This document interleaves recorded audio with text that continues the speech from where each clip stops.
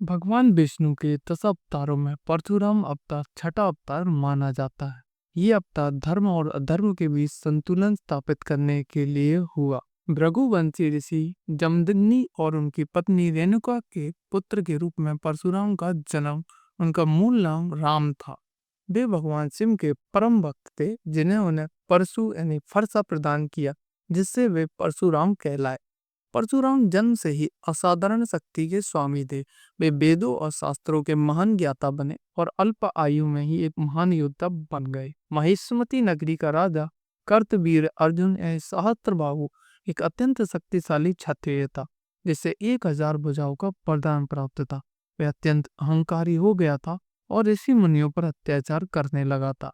एक दिन जब वह वन में शिकार के लिए निकला, तो वह ऋषि जमदग्नि के आश्रम पहुंचा। ऋषि के पास कामधेनु गाय थी, जिसे वह अपने अतिथियों का सत्कार कर सके। कार्तवीर्य अर्जुन ने बलपूर्वक उस गाय को छीन लिया और जमदग्नि मुनि का अपमान किया। जब परशुराम को इस अन्याय का पता चला, तो उन्होंने कार्तवीर्य अर्जुन को युद्ध के लिए ललकारा। भीषण युद्ध के पश्चात उन्होंने अपने परशु यानी फरसे से कार्तवीर अर्जुन को वध कर लिया और कामधेनु गाय को पुनः प्राप्त किया।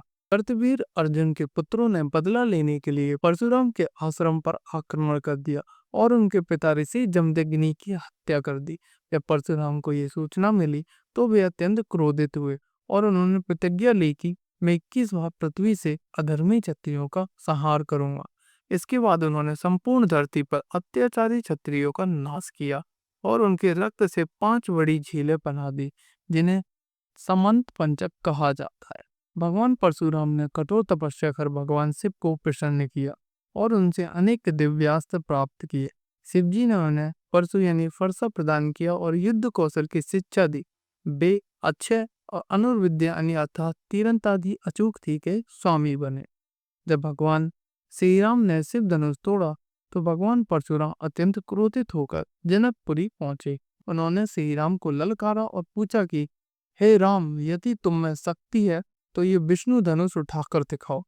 भगवान श्री राम ने मुस्कुराते हुए वह धनुष उठाया और उसे चढ़ा दिया। ये देखकर परशुराम ने समझ लिया कि ये विष्णु के ही एक और अवतार है और उन्होंने श्री राम को अपना धनुष प्रदान कर उन्हें आशीर्वाद दिया। परशुराम ने गंगा पुत्र देवव्रत यानी भीष्म को धनुर्विद्या की शिक्षा दी, जिससे वे महाभारत के सबसे महान योद्धाओं में से एक बने। कर्ण ने झूठ बोलकर परशुराम से शिक्षा प्राप्त की, लेकिन जब परशुराम को ये पता चला कि कर्ण ब्राह्मण नहीं बल्कि क्षत्रिय है, तो उन्होंने उसे शाप दिया कि जब युद्ध के समय उसे सबसे अधिक आवश्यकता होगी, तब वह अपने दिव्य अस्त्रों को भूल जाएगा। अब परशुराम की यह अवतार हमें क्या संदेश देता है? जब भी कोई अत्याचार करता है, तो उसका नाश निश्चित होता है। भगवान परशुराम ने अपने शास्त्रों का प्रयोग केवल धर्म की रक्षा के लिए किया। उन्होंने कठोर तपस्या कर भगवान शिव से दिव्य शक्तियां भी प्राप्त की। कर्ण को शाप देकर ये सिखाया कि गुरु के साथ छल करना उचित नहीं। भगवान परशुराम का अवतार हमें ये सिखाता है कि शक्ति का प्रयोग सदैव धर्म के मार्ग पर होना चाहिए। उन्होंने अधर्म के विरुद्ध संघर्ष किया और न्याय की स्थापना की। वे आज भी अमर माने जाते हैं और कलयुग के अंत तक पृथ्वी पर रहेंगे।